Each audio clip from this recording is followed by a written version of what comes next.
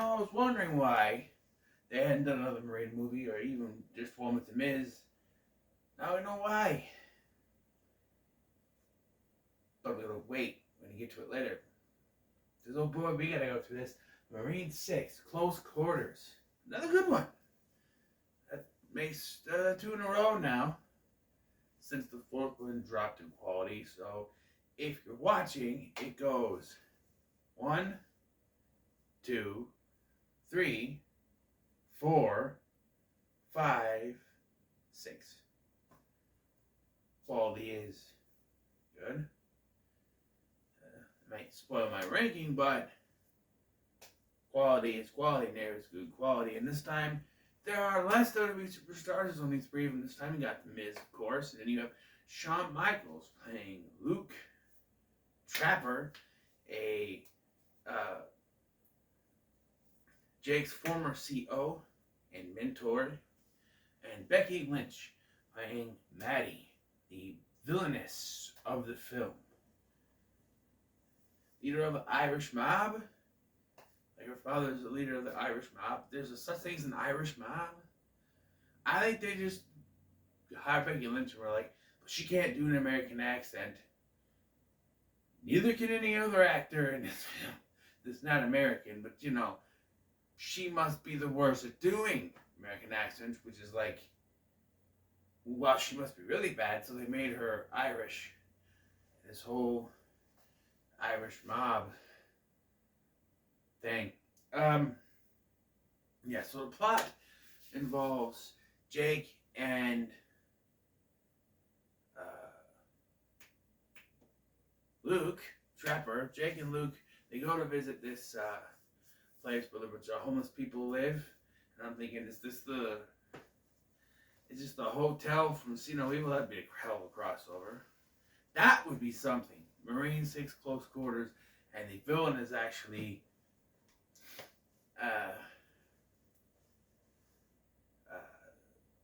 Kane from See No Evil. Wouldn't make sense continuity-wise, but maybe after See No Evil 2, he went back to the hotel and was living there. Makes sense. But anyway, they go to visit this homeless shelter to feed this guy, this homeless guy named Tommy, a homeless vet. And while they're there, they hear some noises, they check it out, and they find that this gang is holed up in this place, and they've kidnapped this young woman so that her father, who was a juror on the case with Maddie, that's Becky Lynch's character's father, will cause a mistrial so he doesn't go to jail. So now, Jake and Luke have to save this girl and get out alive. There's your premise. First of all, I love the fact that we finally got someone to go off of Jake Carter that's not someone he's protecting or someone he's got to stop from dying or, patch. Like, it's not just someone he bumps into, it's someone he knows. Like, in Homefront, Marine 3, he knew his sister's boyfriend, but he was dismissed, so The Miz could be an action star by himself. In the next one, all he had was the girl, and she wasn't much help. She was kind of annoying, and she kind of made things worse. And then in 5, he had Cole, but Cole was bleeding out constantly throughout the movie and wasn't much help. And his partner that he was with died right away. It always seemed like they wanted The Miz to do these things by himself.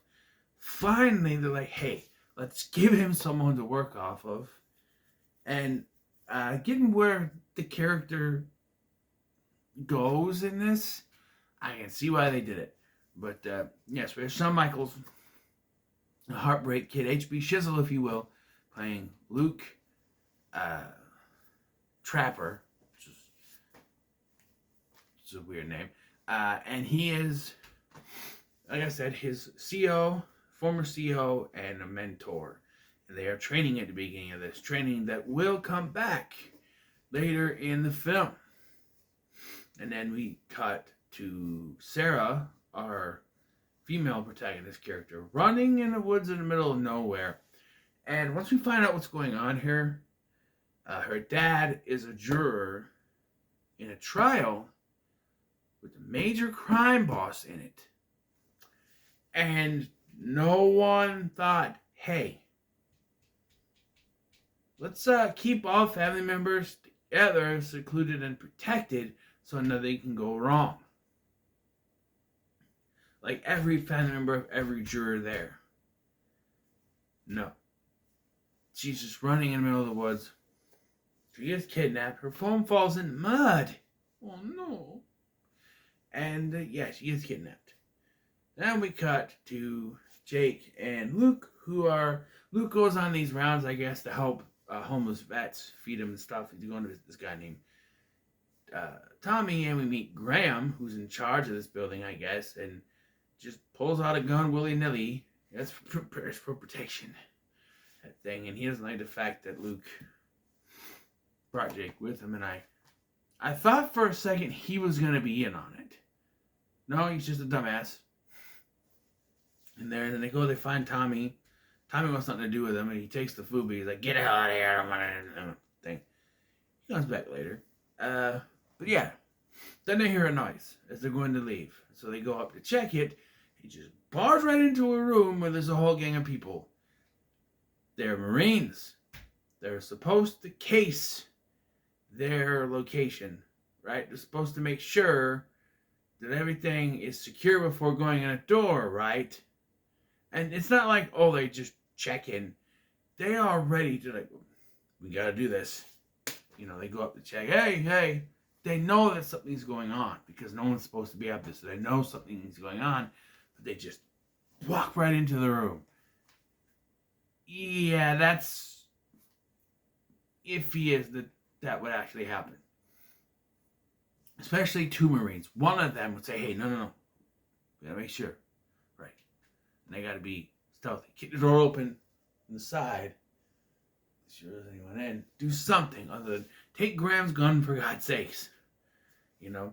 One thing I didn't talk about with Marine 5 is there are no explosions in that one. It's very downgraded. No explosions. We get a couple explosions here, but nothing big. You know? But there's no explosions really in that one. None. There's gunfire and stabbings, but no explosions. Like one or two here, I think.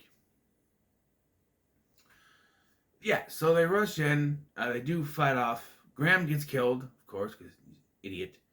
And I think one of them takes his gun, but they're able to get Sarah, and now it's basically like Die Hard or The Raid or Marine 5, where they're stuck in a building trying to get out. It's a little bit of a rehash, but the fact that you know, these two characters know each other, able to work off each other, it works better than Miz just carrying Cole around the entire movie, and yeah, it works better that way. There's some witty stuff going on in the tunnel. When they go down a tunnel, and they have to shimmy down, you know. They gotta be careful, but of course there's a slipping, and the two of them, Jake, so it is the Miz, but Jake and Sarah fall down first, but are fine. But Luke falls and he lands on this metal rod thing. It goes right through him. But doesn't kill him. I think it's this side actually. No, I think this side is why it doesn't kill him. It's this side. And later they do the thing where they take the gunpowder and they cauterize it that way. Interesting way to do it. Yes. And there's lots of shooting stuff. And we do cut back to the dad where in the courtroom he's nervous, he's puking up, and he knows they have there's a female member of the gang, which she ends up leaving later to join the other gang. And it's at this point that Becky Lynch disappears from the movie towards the end here when they're going through the tunnels to try to get out. Before that, though, they re-meet with Tommy, who has a shotgun. They're like, I thought you said it wasn't loaded, but I guess it is. And he helps him out, but he does get mortally wounded. And Sarah cries as if she knew he was like, Tommy! I'm like, woman, you just met, and you're crying for him? Okay. And they're able to, this is where they had the explosion. Luke shoots a propane tank, which Mythbusters proved you can't do that, but okay. And it explodes, which, like I said, wouldn't actually happen, you know. And they sneak down the tunnels and try to get out, and that's when they meet other woman member of the group. One of two. The other one being Becky Lynch, of course. And she tricks them and takes Sarah, and the two have to fight off goons. And this is where we get the big twist of the movie. Jake sacrifices himself, citing a story that Luke was telling earlier about how he, jumped in and took a bullet for Luke. So Jake sacrifices himself so Luke can get away and save Sarah. Jake Carter is dead. He dies. And I was like, what? Huh? I'm like, because as soon as they show me, he's like, I'm like, this is like Cole in the last one. He's bleeding out. And what they already showed with Tommy is that he's bleeding out. He knows he's going to die. It's over. And he sacrifices himself. Damn. Like, I guess maybe the Miz didn't want to do it anymore, or they just want to, I don't know. But the fact that they haven't done it anymore, and they could have continued with Shawn Michaels as Luke. I don't know if they would, because Shawn Michaels, the way he's moving around in this, he's running and stuff, I don't think his legs are the best. So I don't know how much he could have done, but I don't know.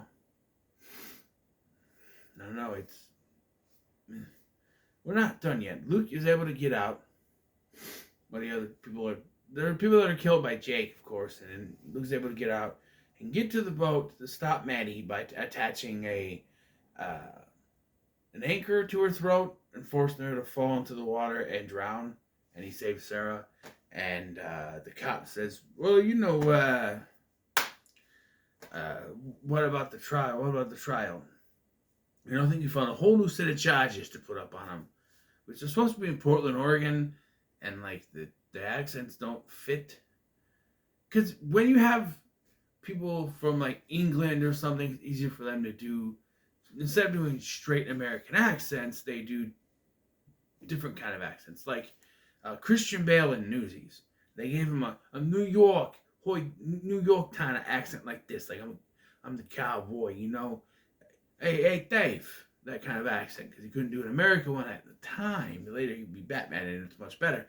But at the time, he couldn't really do one, so he did that one. And then other ones, the one that really frustrates me is they'll have people with foreign accents just do Southern accents, and it sounds terrible. How y'all doing there today there? Oh, no. They can't do American accents, just make them foreign. Just make them wherever they're from. There's a lot of accents going in and out of here, and Becky Lynch is Irish, but then the girl who plays Sarah, I think, is also Irish, because she's going in and out of an accent that I'm like, is she also Irish? What is this? I don't know, but yeah. And so yeah, Luke says his goodbyes to Jake. We see his corpse, so he's dead this time. He didn't get, knocked the fuck out, and he comes back like they did twice in Marine 5. No, he's gone. He's dead. He's officially dead. They show the body this time. Then we get this weird tribute to him that I don't think works like they wanted it to, because it's moments from 3, 4, and 5 previous movies. I don't think there's any from this. Maybe there's, I don't know. But 3, 4, and 5. By the way, I forgot to mention the callback to the flip technique at the beginning is how he flips Maddie Luke flips Maddie into the river or lake, whatever it is, river, whatever, with the anchor on. But yeah, I don't think this montage works the way it is because one, they have a song playing, but they also use sounds from the scenes.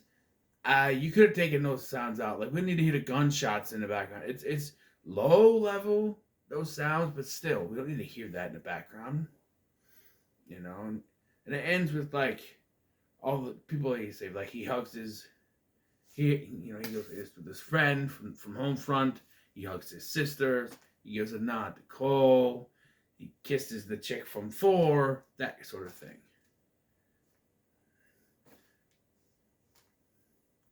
You know, because he's the only one that's been in more than one movie. So, and he's been in he's the longest running Marine. So, I don't think this works. Like I didn't tear up or anything. I was like, oh, it doesn't work the way they thought it was going to work. But still, I'm gonna say that when it comes to the Marine 6, it's still pretty good. Yeah. So if you're paying attention, I think I given 4 I gave it middle of the road. I think it was. But the rest of the Miz's 3, 5, and 6, I give them pretty good because I think they're actually pretty good. But how will they stack up? You have to wait for my ranking, which I'm going to record right after this. So, what are your thoughts on the Marine 6? Close quarters. In the comments below, make sure to like, share, and subscribe. Thanks for watching. I've been Scotty, and I'll see you in the next one.